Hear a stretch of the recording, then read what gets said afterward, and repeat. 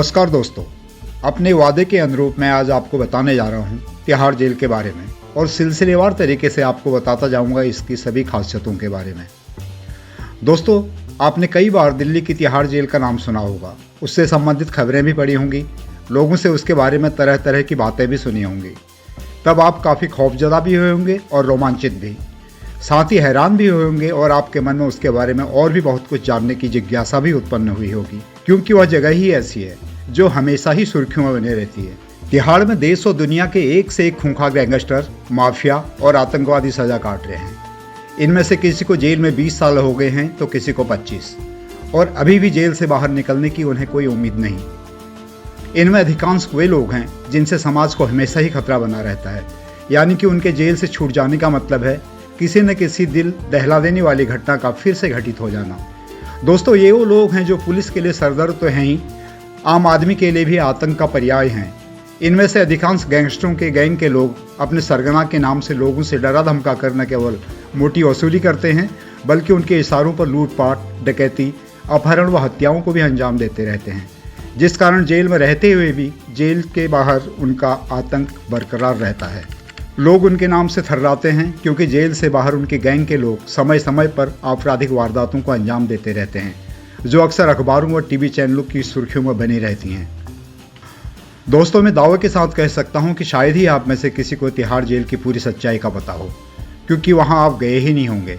लेकिन एक जर्नलिस्ट होने के नाते मैंने वहां का गहन अध्ययन किया है, जैसे कि कैदी वहां पर कैसे रहते हैं, उनकी दिनचर्या कैसी होती है, उनका खाना कैसा होता है, वे कैसे कपड़े पहनते हैं, जेल स्टाफ का उनके प्रति कैसा व्यवहार होता है, क्या जेल प्रशासन द्वारा उन्हें क्या क्या सुविधाएं दी जाती हैं।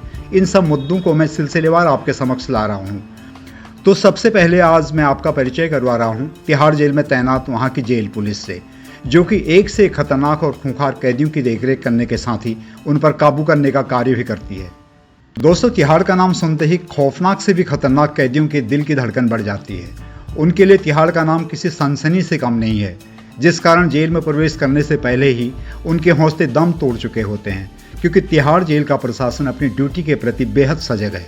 उनकी सोच साफ है कि यदि आप जेल के नियमों का पालन करेंगे तो हम आपको छेड़ेंगे नहीं, और अपनी मनमानी चलाएंगे यहाँ पर तो हम आपको छोड़ेंगे नहीं।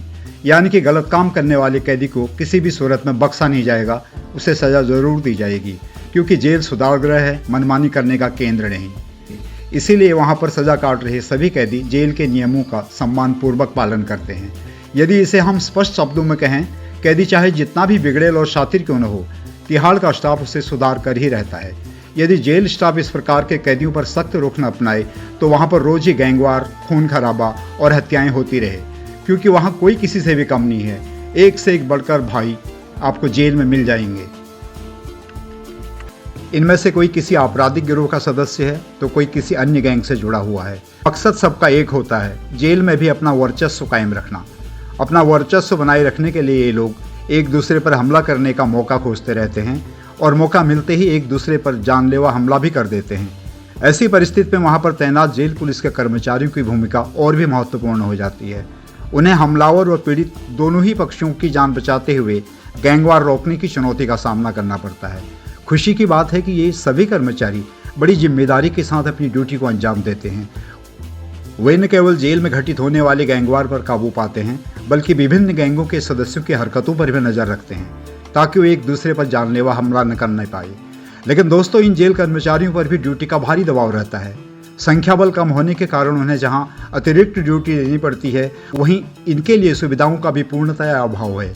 कड़कती ठंड में कैदी जहां बैरकों में रहकर कंबलों की गर्मी लेते हैं, वहीं ये जवान सर्दी में ठिठुरते हुए उनकी पहरेदारी में तैनात रहते हैं।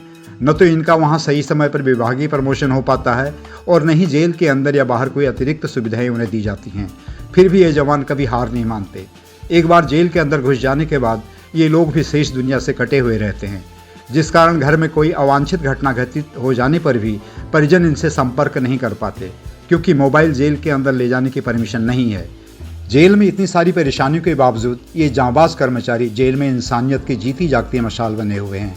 इनका अधिकांश समय गरीब तथा मजबूर कैदियों की सहायता को समर्पित रहता है। दोस्तों, ये जवान कैदियों के लिए एक अनुशासक, परामर्शदाता और अक्सर उनके दुखों को सुनने वाले भी होते हैं। उनका हर दिन चुनौतियों से भरा होता है उग्र कैदियों को संभालने से लेकर जेल की दीवारों के भीतर सभी की सुरक्षा सुनिश्चित करने के लिए वे जी जान लगा देते हैं। उनका काम बिना किसी तारीफ का होता है, अक्सर खतरे और तनाव से भरा हुआ। फिर भी वे अपने कर्तव्य में डटे रहते हैं, क्योंकि उनके मन में यह विश्वास है कि जेल की इन दीवारों के भीतर भी बदलाव की संभावना है। धन्यवाद। जय हिंद, जय भारत।